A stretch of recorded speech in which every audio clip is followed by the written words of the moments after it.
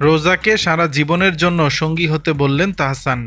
চলতি বছরের শুরুতেই জনপ্রিয় সঙ্গীতশিল্পী ও অভিনেতা তাহসান খান বিয়ে করেন রোজা আহমেদকে। সম্প্রতি তাদের ব্যক্তিগত জীবনের এক মধুর মুহূর্ত ভক্তদের সঙ্গে ভাগ করে নিয়েছেন রোজা।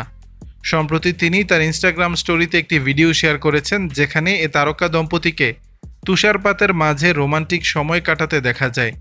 এই ভিডিও প্রকাশের পর থেকেই তা সামাজিক যোগাযোগ মাধ্যমে দ্রুত ছড়িয়ে পড়েছে এবং ভক্তদের মধ্যে বেশ আলোড়ন সৃষ্টি করেছে। ভিডিওতে দেখা যায় সাদা বরফের আবরণে ঢাকা এক মনোরম পরিবেশে তাহসান ও রোজা একে অপরের সঙ্গে ঘনিষ্ঠ মুহূর্তে ধরা দিয়েছেন। তুষারকণার মাঝে তারা নিজেদের মতো করে সময় উপভোগ করছেন, যা নিয়ে নেটিজেনদের মাঝে বেশ আলোচনা হচ্ছে। এই বিশেষ মুহূর্তটিকে আরও স্মরণীয় করে তুলেছে ভিডিওর ক্যাপশন। তিনি লিখেছেন, যখন ভালোবাসার মানুষটি আমাকে সারা জীবনের জন্য সঙ্গী হতে বলল। এই বাক্যটি তাদের ভালোবাসার প্রস্তাবের মুহূর্তটিকে ইঙ্গিত করছে বলে মনে করছেন ভক্তরা। ক্যাপশনটি তাদের সম্পর্কের এক নতুন অধ্যায়ের সূচনা হিসেবে বিবেচিত হচ্ছে, যা তাদের অনুরাগীদের মধ্যে উচ্ছ্বাস বাড়িয়ে দিয়েছে। তাহসান রোজার এই তুষার শুভ্র ভালোবাসা দেখে ভক্তরা তাদের জন্য শুভকামনা জানাচ্ছেন।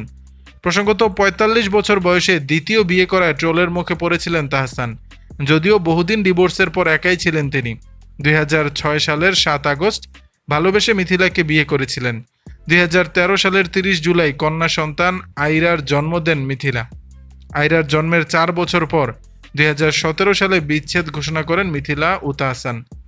দর্শক, বিষয়টি নিয়ে আপনাদের মতামত জানাবেন নিচের কমেন্ট বক্স।